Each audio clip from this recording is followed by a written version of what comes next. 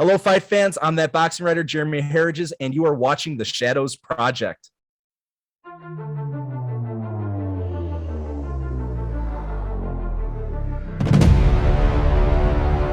In this episode of The Shadows Project, I talk to Jeremy Herriges, one of America's top boxing journalists.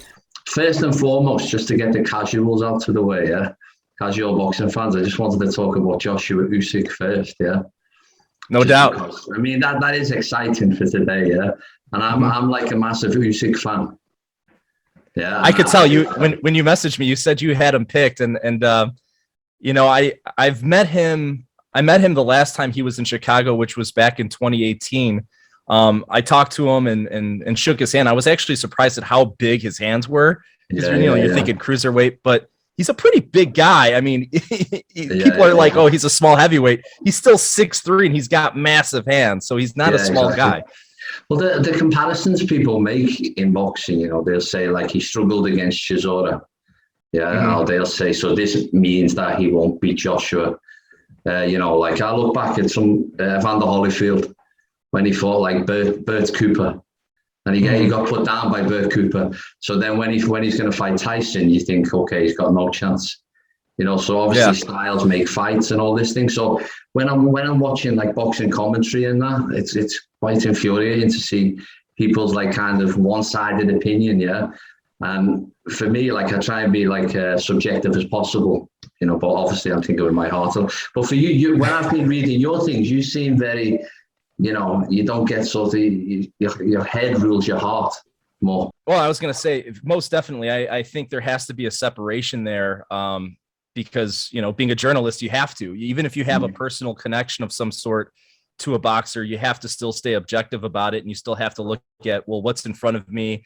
Hey, I like this guy and everything, but let's just take a look at the boxing itself and just judge based off of that. And that's what I've been doing as far as like my fight predictions. Every time I try to grab a couple recent fights, I look at the highlights, I kind of analyze what the boxer's doing. And it's hard to imagine what one style is going to do against another, but that's why they call it a prediction.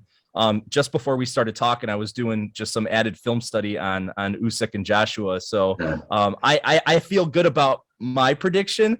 But as you said, it's never going to be as easy as people think. And I think that people have a tend to just have this wild polarity that they just, you know, give a guy no chance. It's like, you know, he was undisputed cruiserweight champion of the world, Olympic gold medalist, very fast, fleet feet.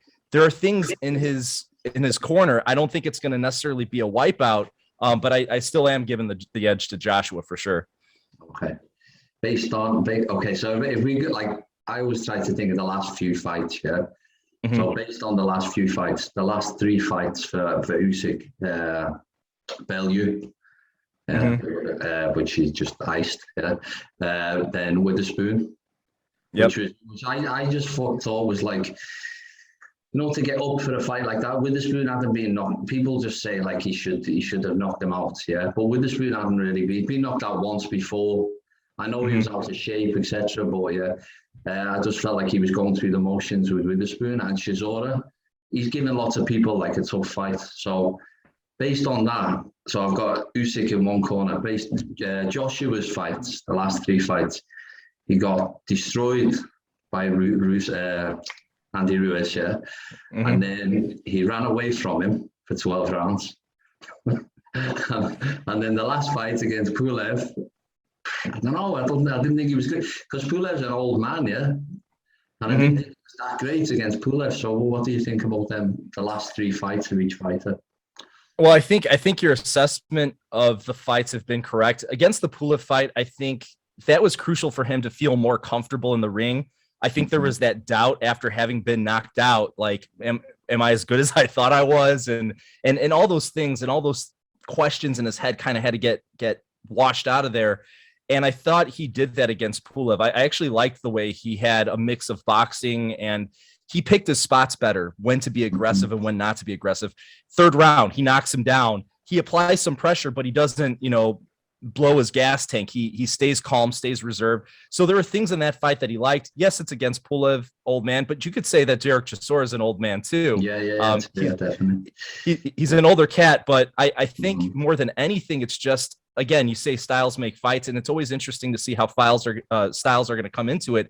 I actually think Derek Chisora was a better style for Usyk than Anthony Joshua, because Joshua's longer, can utilize the jab, can actually keep him away. Chisora couldn't keep him away. Not that he wanted to be right in there. But the only times that Chisora, to me, got in real trouble when he was lunging in, because he actually had, I believe, a lesser reach than Usyk. And then he started to get caught. Plus, he got tired. I don't think that's going to happen to Joshua in this fight. So what's your prediction? Knockout or points? Or? I said it yesterday on one of my podcasts. I said, I think Usyk by round 10 KO. I think he's going to get knocked out. I think Usyk's going to get knocked out in round 10. I think he's going to get caught. I didn't like the way that he responded to Chisora's body punching. And I don't see necessarily Joshua body punching a whole lot, but if he can go downstairs and really establish that, I actually think that's the key to beating Usyk. What do you think of Fury's comments about that he wasn't really, he looked a bit trash against Chisora, but this is what like Fury did with Otto Wallen. He looked bad, but then obviously he rises to the next level when he fights someone very good. So I think there's some truth in that, or I think there is some truth in that. I also think that, again, certain fighters can give other guys problems and you wouldn't expect it, but it's just something that they do that just bothers the other guy. Derek Chisora has always been in tough, even with the number of losses he's had. Usually he's really been in the fight or even winning when he got knocked out. And I think about the fights with I think it was Joseph Parker, it's like, wow, he was really in that fight. And then boom, he gets caught, in the 10th round. So I think there's aspects like that. But yeah, I think it's possible. Otto Wallin, I think, was just better than anybody realized. Like, he's a very good boxer. And just nobody really knew who he was at the time, but we know who he is now. Yeah. I mean, it's like, I suppose I'm a bit ridiculous with some of my comments, to be honest, because I don't like Eddie Hearn at all. Yeah. I don't think he's good for boxing, really. I think he's like, like some of these YouTube guys, there's a lot of bullshit in what he says. And when he talks about Joshua, he kind of hypes up the opponents who Joshua's fought, and I think like half of them are old men. He signed Ortiz. He signed Ortiz in the past, yeah, and then when Wilder fights him, he says he's an old man. So then there's question marks. Why did he sign Ortiz? Yeah, if he's an old man. So there's lots of contradictions in what he says and does. Now with Fury, he'll say like Fury's never defended his title, yeah, which is true. But he has beat the only two guys who you could put in that top bracket with Joshua, with Fury. He's beat Klitschko and Wilder, and he beat a better version of Klitschko at a better time. So who do you think the number one heavyweight is based on those things? And that's a great question. And again, we do have, what people forget is we actually have a nice amount of depth within like the top 6 of the heavyweight division, maybe top 7. I would still give the edge to Joshua just because Fury is so up and down. But I'll say this. I don't know if I could ever pick against Fury. As of right now, I can't pick against Fury in a fight because he just is so perplexing in the ring and he's so awkward. And, he's such a wild card at this point. Is he going to box, or is he going to be the guy that went out there and destroyed Deontay Wilder in 7 rounds? I mean, I was so convinced Deontay Wilder was going to win that fight. And I was just sitting there just in shock. I'm like, wait, who is this guy? Where did he come from? What is he doing? So I don't feel like we can ever really nail down Fury. So I just never know what he's going to pull out of his bag of tricks. And just for the record, I mean, I don't think any of those accusations are true. The gloves, and it's all ridiculous. So many people look at the gloves, inspect the gloves. All those early accusations of wild accusations from Wilder's team, I thought really hurt his credibility. And I think that it's really smart that they've distanced themselves from that. And in that fight, I think it's kind of interesting how the momentum has shifted is in terms of how the public views them. Yeah. That's why, I mean, one good thing about Joshua, even though I don't really like him, is he did handle the defeat with dignity. He didn't offer excuses, you know, and he was humiliated, but he didn't make any excuses, you know. And obviously there could be you know, there's always an excuse when you get beat, but that was one good thing, you know, I give him credit for, that he didn't make excuses. You don't see too many boxers kind of just take it on them and say, yeah, he just came out and beat me. You know, he didn't make any excuses. I'm going to go back to the drawing board. I'm not going to let this define me. And I think, you know, recovering from a loss that embarrassing, because again, I think it wasn't, not to say that Andy Ruiz is bad, but obviously he's not. He's a top tier heavyweight, but this guy was a last minute replacement. He wasn't in the best shape. And this was supposed to be Anthony Joshua's big coming to America, and it just went horribly. But then you start looking, when people say like Andy Ruiz is a good opponent, yeah, they say it now after he beat Joshua, yeah. But before he beat Joshua, most people didn't know who he was, and he went the distance against he lost against Joseph Parker. He got dropped by Chris Arreola. You know what I mean? And it's kind of, and that didn't happen. That didn't happen until after the fact. Yeah, so that's what I mean. It happened afterwards. But what I'm saying is, it's just like it's kind of, when you start breaking down these heavyweights, it's difficult to say who the best is, because some of the performances against like the lower tier guys are terrible performances, and you wouldn't put them as like, you know, top tier fighters. You know. I'll say this, and this has always been my kind of key. The X factor in a boxing bout is what's going on in the mind and personal life of a boxer. And that's the part that we don't get to see. And whenever I get to interview them, I kind of try to get some insight on like, all right, what kind of state are you in right now? What's happening here? Trying to break it down and see, are there signs of stress going on in this fighter's life? Because people forget that they're everyday people. And if they're having problems in their personal lives, a lot of times it is going to carry into the ring. And I've talked to so many boxers that after the fact, they're like, yeah, I was going through some stuff. That's why you saw what you saw in there after a poor performance.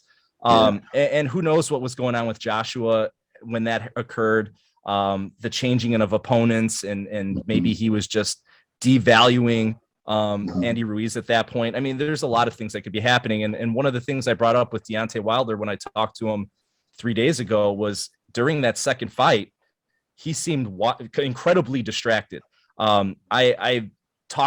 Usually I have carte blanche. I could go in and talk to him whenever. That second fight, it was hard to find time because he was talking to so many people. When he wasn't training, he was given interviews.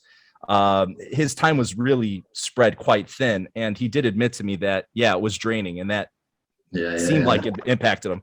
You mentioned, I saw like a picture of you next to him with Deontay Wilder. And I'm like, you know, just want to say thank you very much for coming, for chatting to me. You know, you're talking to Deontay Wilder, I've seen you talking to Conor Ben.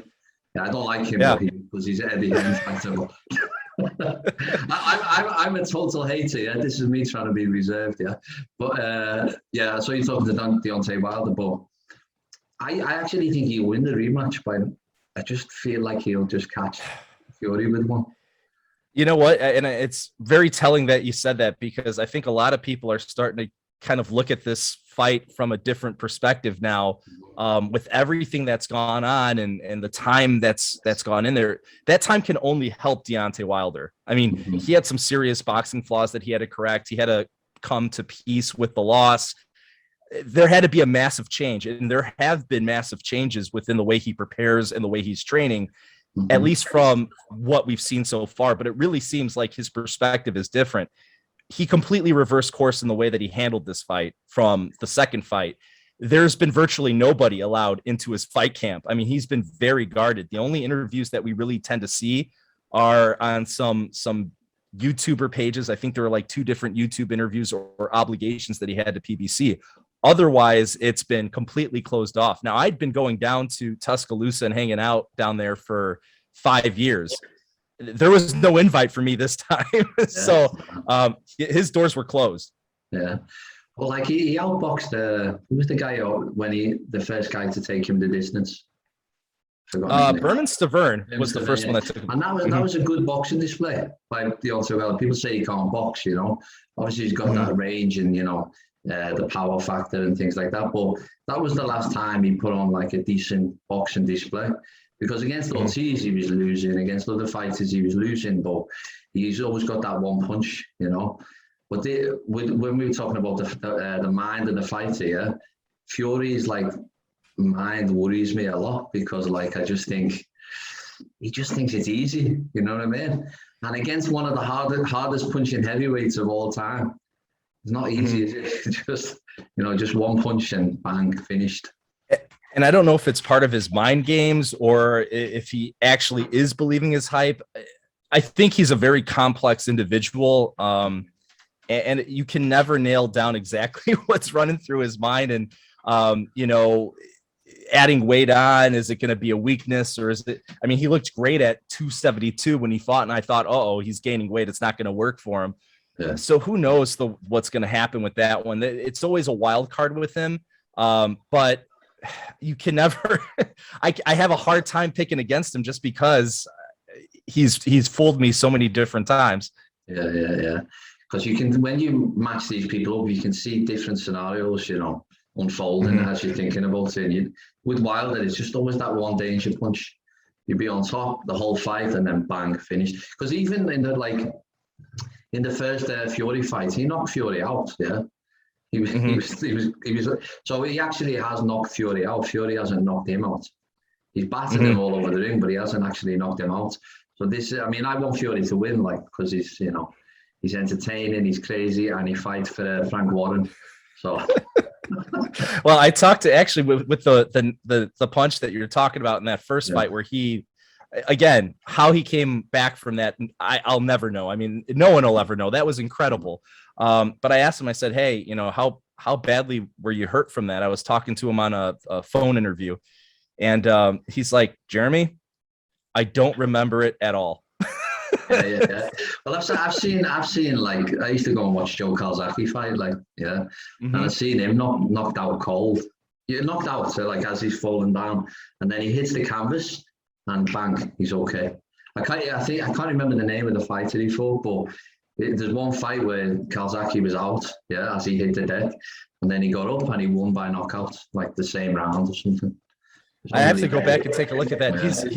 He's low key one of my favorite boxers of all time. So Well, I was at the Jeff Lacey fight. Unbelievable. Oh man! And everybody saw Lacey because he looked like an Adonis, didn't he? And my friend from uni said, he's good. Your guy's going to get battered. And I said, no, he'll win every single round. Yeah, and that's what happened. It was lovely. I mean, Joe Calzaghe had a knack for being underestimated, and I think is still underestimated. And not enough people talk about how good of a boxer he was. I mean, the guy retired undefeated, and we make such a big deal of wins and losses. He never lost a fight, and on top of that, he fought everyone that there really was to fight at the time. And I mean, taking out guys like Mikkel Kessler, and he just had such a good run. And I just don't think enough people really respect him because they didn't necessarily know some of the fighters he was fighting, because there wasn't that kind of character that was out there. A lot of people talk about Andre Ward now. Hey, if we could go back and have a history fight between Andre Ward versus Joe Calzaghe, I don't know who wins the fight. That's a tough fight. Yeah. Ward was great, though. Yeah. It's difficult to say because people, Carl Froch is still bitter about Andre Ward. Yeah, and this is a thing just to move into this age of boxing, because you have Carl Froch and Andre Ward, and Carl Froch's probably made a lot more money than Andre Ward in his life, in his lifetime. But the real quality boxer for me is Andre Ward, and he did everything right. He beat Kovalev and everyone, so retired undefeated. But nowadays in boxing, it's gone even bigger, the gap, So Froch makes more money than Ward. Okay, Froch was a great fighter, even though I don't like him. But if nowadays you've got someone like Jake Paul, or I've seen you covering with the Triller fights and that, and they're making tons of money, and you've got people who are world champions making a fraction of what they make. What do you think of this transition in the boxing game? I know it's been highly talked about as far as the social media, guys coming into boxing. I didn't have a problem with it because, I think that boxing promotions, particularly Showtime, now that they have Jake Paul on their roster. I think the idea there was, hey, let's use a media influencer for what they're used for, attention. We want attention. We want our cards to get attention. So let's get a guy like this that can box a little bit. And really, he's doing the job of what an influencer does. When anyone hires an influencer, they're hiring to get attention to their product. I don't have a problem with that. It makes sense. I get it.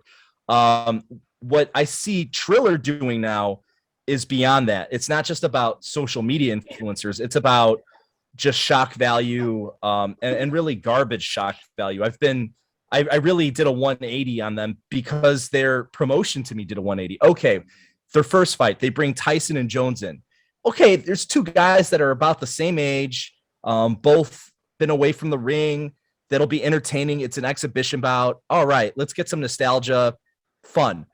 When you get Evander Holyfield, who's 58 years old, against a guy who's 44 like Vitor Belfort, and you throw him in there and say, all right, let's pretend like this is a professional bout. It's like, what do you, no, don't do this to a 58-year-old guy. Let's not, I think we saw Rocky VI too many times, don't do that. And so I thought they really just went beyond what their original intention was. And I think they just started to just try to get the shock value, but it got sloppy. And having Donald Trump as a commentary person, it's like, what are we doing at this point? It's turned into the Jerry Springer show. Yeah. Well, that's the first time I've seen you really, because you're, like you said, you're impartial, which you have to be, and that's good, obviously. I'd be a terrible boxing journalist because I'd just be like, I hate you. I fucking hate you. I like you. I'm keeping track of who you don't like, by the way, mentally right now. Like Conor Benn, don't like. It's very easy. Just anyone associated with Eddie Hearn, Tony Bellew, Conor Benn, all them people can go. I used to like David Hay, but he's a bit of a, he's a bit of a money whore, isn't he? But yeah, I do like Hay. But yeah, but the way this has gone, that's the first time I've seen you really angry, or really have like a strong opinion in one direction, because Holyfield, how old are you? You're not so old yet, 30. I'm 37. 37, okay, it's quite old. Yeah. I'm 42, yeah, you look fresher than me. Oh, thank you. But so we grew up with Holyfield there, watching Holyfield and Tyson, and he's obviously like a much loved fighter. If they'd have done this to like Brian Nielsen or something, maybe people wouldn't have noticed so much, but to do it to Holyfield, take advantage of him in that way, obviously I think it's like damaged their product a lot, and it's going to be difficult for them to recover from that.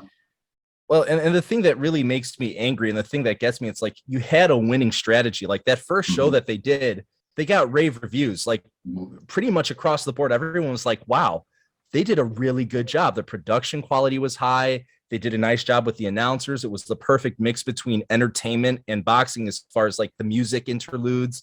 It was fun. It was fresh. It just was a really good vibes. Then after that, the follow-up was Jake Paul versus Ben Askren, and they completely changed it, and they went to the gutter with it. Hey, let's have everyone cursing and drunk on TV. Let's make fun of the fight as the fight's happening. And it's like, why are you making fun of your own product when, they brought Pete Davidson on and he's cracking jokes and like, I don't even know why I'm here. And it's like, I don't know why you're here either. You shouldn't be, and it just was a really, really bad production. And it was a really shoddy show. And then they one-upped it. About like Jake Paul, he's actually good for like a novice fighter, he showed respect to the sport when it comes to his boxing. He doesn't look terrible, does he? He's not like he doesn't look fixed totally. You know what I mean? No, against Woodley, I thought Woodley's difficult, and he he did well. He took one or two strong punches, and he lasted the 8 rounds, and he's fit, and he's a decent fighter, and he could progress into a decent fighter. But that's the sad thing, even though they're only young kids, though, aren't they? 20. They are young. With a ton of money. That's it. Yeah.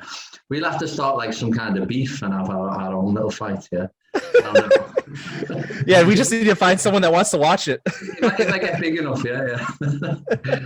So, what was your sort of route into boxing? I've loved it since I was a kid. Since I seen like Barry McGuigan fight Pedrosa, that was the start for me. And then obviously Tyson and all those fighters. But And then I went when I was a kid, but I was lazy. I just, you know, I'd like, we used to run around the park, yeah, and I'd go at the back and then cut through the middle of the park and just, as I get battered. Yeah, so what was your route into boxing? Have you ever boxed or? You know what? It was as a kid, I mean, like 4, 5, 6, I just naturally gravitated towards it. And to be honest, it was probably like Mike Tyson's Punch Out on Nintendo that really got me into boxing. And, you know, having this figure, this imposing figure, and even though he's the bad guy in the game and that's who you're supposed to beat, you just kind of fell in love with the whole concept. And so I became a Mike Tyson fan at a young age, and I just loved watching his fights and the destructive power of the quick KOs. And that just had me. And even, you know, when he was away and his star started to fade, I stayed with the sport. I loved it. I watched it when I could. And that was it for me. I wanted to box as a kid, and my parents would always say, well, you have such a nice smile. We don't want you to knock out your teeth. So I started doing martial arts instead. And I did that until my teenage years. So I used to spar and do tournaments and I guess the other influence was the Karate Kid. So that I'm like, all right, if I can't do boxing, I'll do karate instead. So I put my focus in that. But in the back of my head, I'm like, man, I really wish I could have gotten to box. So it was just something I would have liked to have done. And even today, I used to watch a lot of MMA.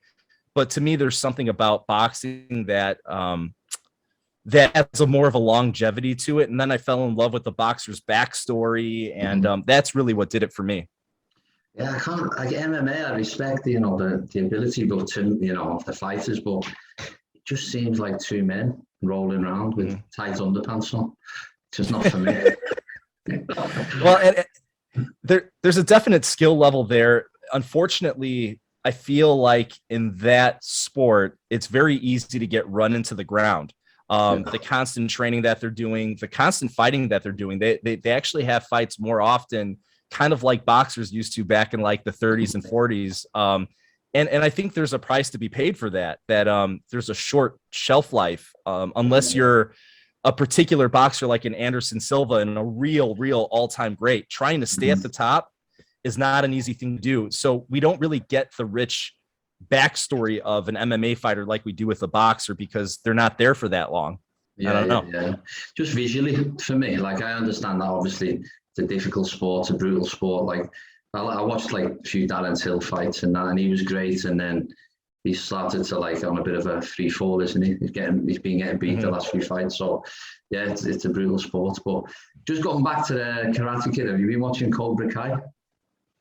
You know what? I watched some of the first season, and then at the time when it came out, I think you needed like YouTube, you know, whatever upgrade. So I stopped watching. Now that it's on Netflix, I want to get back into it. I just haven't got into it. It's awesome. It's funny and brilliant. Like nostalgia and all this, yeah. So your route into like boxing journalism, yeah. How are you accepted by the fighters? Because sometimes people like say, well, you've never boxed, so you wouldn't know. Like I haven't really boxed. I just did it a little bit as a kid.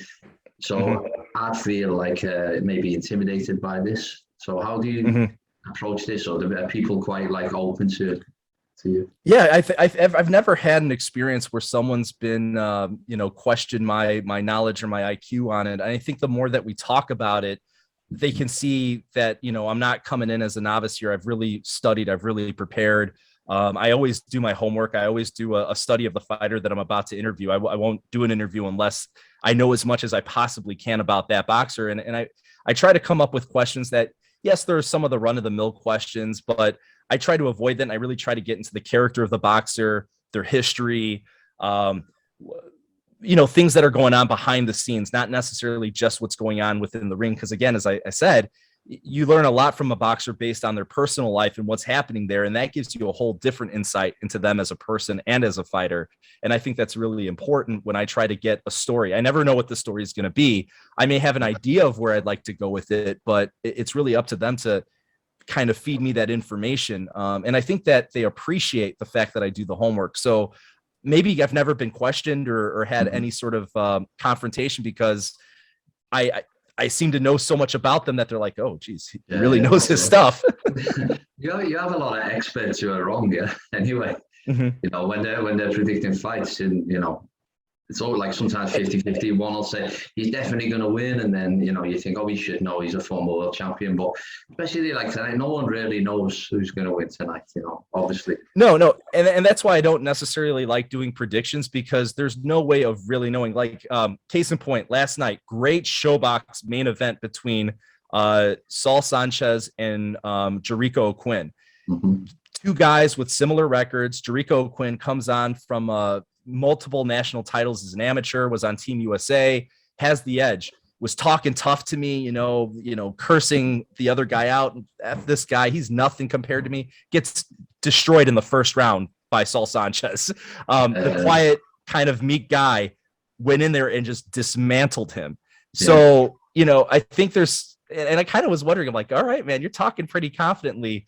But even just in that scenario, I could see kind of like the quiet, focused fighter in Sanchez. And I'm like, they say that the quiet ones are dangerous for a reason, and boom, there you go. Yeah. But not too many people would have predicted a first round knockout. So you never know what's going to happen in a fight. Anything can change. Yeah.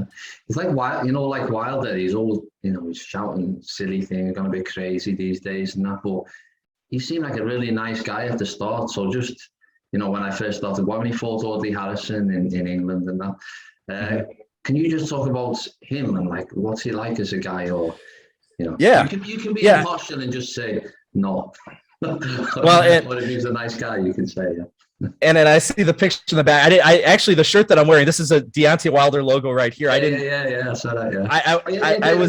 I put this up for you because this is your channel. Yeah. Yeah, I appreciate it. It looks good, man. And Deontay Wilder, yeah. So made that for you. It's a good wallpaper, but I wore this to sleep, so I just kind of rolled out and I'm like waking up but no, he actually gave me this shirt. It was before he was opening up his clothing line, and every time I visit a fighter's, if they are kind enough to allow me into their camp, I try to always bring them something as like a gift of sorts. And I think I brought him like an old ticket from like a Muhammad Ali fight. So he gifted me a shirt in return. Yeah. So he is a really nice guy. I think the bravado and, some of the things that he said after the loss, I think that was kind of like psychologically and I'm very into psychology of people and fighters, and shout out to Believe in Bruce in Scotland, whose YouTube channel I love because he goes into the psychology of fighters.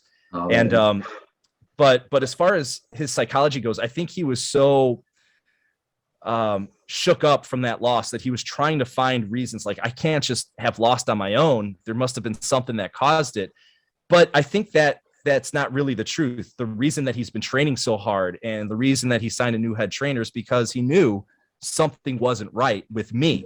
He may not say it openly, but he's thinking it, or else he wouldn't have all these changes. If there was nothing wrong, then he wouldn't have changed a damn thing.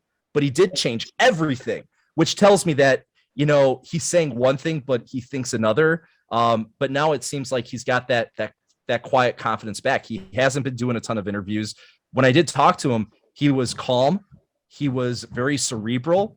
And he seemed to be in a very good place. So I think he kind of toned everything out and kind of hit the reset button, and kind of got back to where he was before all that. But yeah, he is a really nice guy. When you sit down and talk to him, I think that a lot of the other stuff is, he has to get himself, he felt like, in such a state in order to step into the ring and really believe it. So I think a lot of that was kind of his own way of hyping himself up.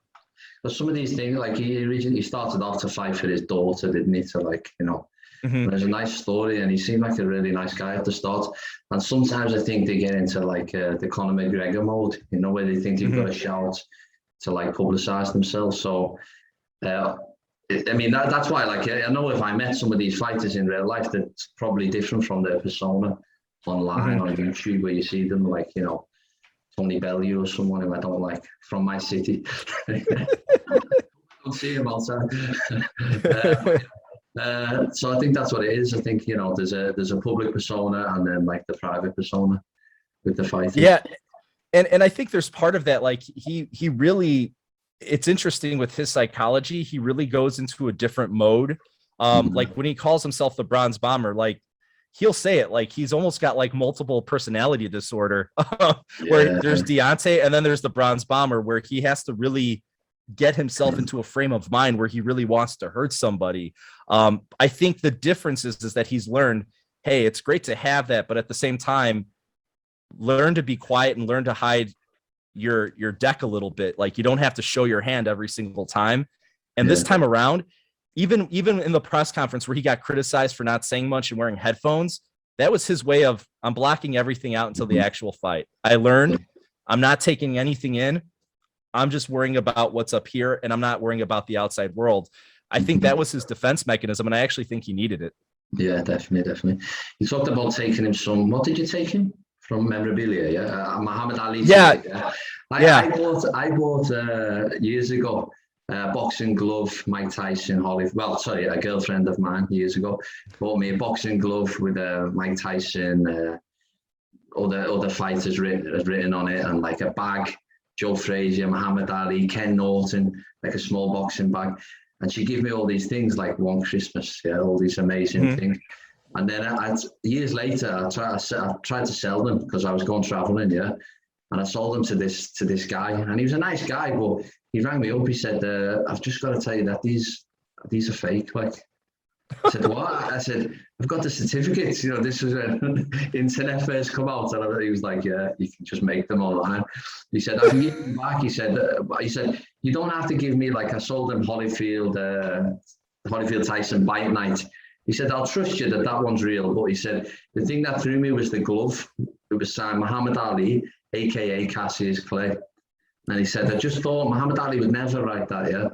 So he said, then I looked into it, and it was, Chuck Wepner. You know who Chuck Wepner is? Yeah, for sure. The real Rocky. Yeah, the real Rocky, yeah, it was him. And he had a big, like, internet scam. So I looked into it, and it turned out to be his things. So then I sold them based on this. So I was like, Chuck Wepner's signature, the real Rocky. You said that's so cool, though. I would love something like that. It's just an odd piece of boxing history still on its own, and it's got a good backstory to it. Yeah, exactly. Yeah. What's all this about? What's your favorite piece of boxing memorabilia? Who's this cool or something? Or? See, I've got two areas of boxing memorabilia. So this is like kind of my stage production boxing memorabilia, and then over there I've got some added gloves. So behind me I've even got some more over here. I've got who do I have? Pernell Whitaker, Mike Tyson's right here. Actually, right back here is Deontay Wilder's glove and the hand wrap that he used after a sparring session. That he's just like, "Hey, do you want this?" And I'm like, "Sure, yeah, I'll take it." I like mementos. I've got a Roberto Duran, Sugar Ray Leonard autograph glove down there. Brilliant. I just love it. For me, Duran is probably the best fighter ever. He could be, it's possible.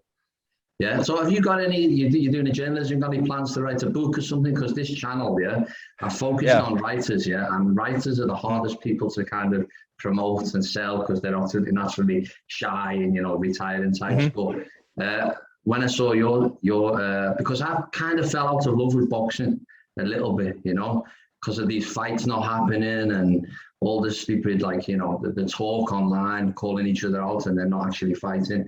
And then the YouTubers and all this circus that's going on now. But reading your articles and speaking to you now has kind of made me fall in love with it again. It's really good, man, honestly. Really nice. Hey, you're hitting me right here, man. I love it. Thank you so much. And you got a good hairstyle and good beard, but but like, have you got any plans to write like a book, autobiography? I've got some ideas, and I have a couple things that right now are just kind of in the prospectus phase of things. But yeah, I've got some ideas out there, in a passion of mine too that I just haven't explored in a long time because of the journalism aspect is fiction writing. When it comes down to it, I'm probably more of a fiction writer in my mind, at least, and in my heart than a journalist. The journalism came kind of after everything. I just never really put any of my stuff out there. So to be quite honest, I could see myself writing something fiction-wise before actually going and doing a journalism type book. So it's nice. Interesting. Yeah. Yeah, I wrote a few like historical fiction books. Yeah, don't read them; they're rubbish. Yeah. I don't want to take up too much of your time, so I just want to what's your plan today? Have you got lots of interviews lined up, or? Today, as far as the actual boxing end of things, is pretty low key. Mostly the morning / early afternoon for me is probably going to be more family related. Like my daughter's got a ice skating lesson, so I'll watch her ice skate for a half hour. And since we're getting into October here, we'll probably go pick some pumpkins, go to a pumpkin patch. And at that point, once that's all done, I'll sit down and I'll probably watch a few of the main events and obviously do some recaps and highlights for Usyk versus Joshua. So Usyk wins 10th round, I think. You think Joshua? I think Joshua takes him out in 10. Yeah. I was going back and again, it can go a million different ways. And I think that's what's fun about this fight is that it's two guys that are undefeated, that have such a great boxing IQ, have physical gifts, that it's not the easiest fight to predict. And I don't think by any means that, that it's like, oh, this is an easy one to call. It's not. And I tried looking for clues. It's just having seen the way that Usyk's responded as a heavyweight, going in and kind of superimposing that against Joshua. It's a hard sell for me. I just think that anytime that you have a cruiserweight moving up to heavyweight, it's always going to be difficult doing something that's not all that natural. The only time I've seen him, like, again, in Joe Joyce, in the World Series of Boxing, when he fought Joe Joyce, he was, like, very heavy-handed, and he didn't, he wasn't phased in that, but I wasn't sure of the size of the gloves in that tournament. Have you seen it, the World Series of Boxing? I've seen it before. I didn't see that particular fight. And they did do things a bit differently when that was running. And plus I think they were capped at like 3 rounds. That was all you could really do. 5 rounds. Yeah, I think so. Okay. But what I mean, like, just the only thing I think, okay, you can take the power, let's say. Obviously if you go longer into the fight, it's difficult, but Joe Joyce is very heavy handed. So that's kind of what gives me some hope that, Yeah. Well, and I think Joe Joyce today, though, is leagues further ahead of where he was back then. And he's a slow puncher. That's the one thing with Joyce. But if he connects, I mean, obviously he can do damage. I give AJ a better speed rating than I would give, Joyce. I think he's just he's quicker. But you have like slow hands, but he must have good feet to get, because he lands, you know what I mean? So people look, it's like Khan. They look at his like Amir Khan with his like blistering hand speed, but his footwork's not scratch for me, you know what I mean? But and there's the thing, Joe Joyce has a hell of a chin too. Exactly. Yeah, that's it. It's mad because when he fought Dubois, I was thinking Dubois would knock him out, because I was thinking the same thing. He's wide open. Dubois can pop, and then what happened? Crazy. Oh man, that was a really good fight. I was too, and I don't want to write Dubois off because I think he could easily, come back. I mean, he's a guy that's loaded with talent, and talk about a young guy. He's really young. So there's so much more time for him to kind of bounce back from that and learn from it. It's just such a nasty injury to get, though. I mean, that kind of injury does scare me for his future. Well, this is why when I look at, like, Eddie Hearn, when he talks, who's he got as top tier fighters? He talks like he's got the cream of the crop in boxing. Who's he got? Like Conor Benn, who like walks, open-handed into punches, and as soon as he fights, so he was talking about fighting Sean Porter. Now for that, I'd put like you put your house on it, like Porter would win. But like after Conor Benn, who's a bit of a name maybe in England, I don't know if he's a big name in the States, and Anthony Joshua, who's he got? Like, if you think of Warren, he's got Joe Joyce, he's got Dubois, and he's got Fury. The three very top tier heavyweights. Yeah, I will say this with Matchroom, there's a lot of mid-level talent there that I think that can be developed and is developing that could really be something. That there are fighters that I could see, kind of growing. And with promoters, I try never to feel personally one way or another, because I could love what they say one day and then they could say something completely crazy the next, and I'll be like looking at them like, what did really? So they're salesmen when it comes down to it. They're trying to sell you on their product, trying to sell you on their fighters. So I kind of just take whatever they say in those terms as kind of like, well, you're supposed to say that. So I don't really. Eddie Hearn signed Ortiz, He could have made an in-house fight and he didn't. Yeah. And then he calls him old. And then he's like, when he fights Wilder, and you're like, why'd you sign him then? Yeah. And then you're putting Joshua against Povetkin, you know, and Pulev, who are like 40 years old, and Klitschko, who's 41 years old. And you're hyping them guys up, and you're thinking, you know, there's lots of like discrepancies in the things he says, contradictions, you know. Well, and I think, and back to it, I think every promoter's got that double speak when it suits them. Yeah. You know, Bob Arum's the same way. You know, like if you hear some of the stuff that he says, and he'll just do a 180 on them. I mean, Bob Arum was one of the guys that was really outspoken during the pandemic about being safe, taking COVID shots, doing this, that, or the other. But when Tyson Fury only gets one shot, hey, what can I say? You only got one shot. And it's like, yeah, you were not mad at him, but you would have been mad at anybody else that wasn't your fighter if that happened.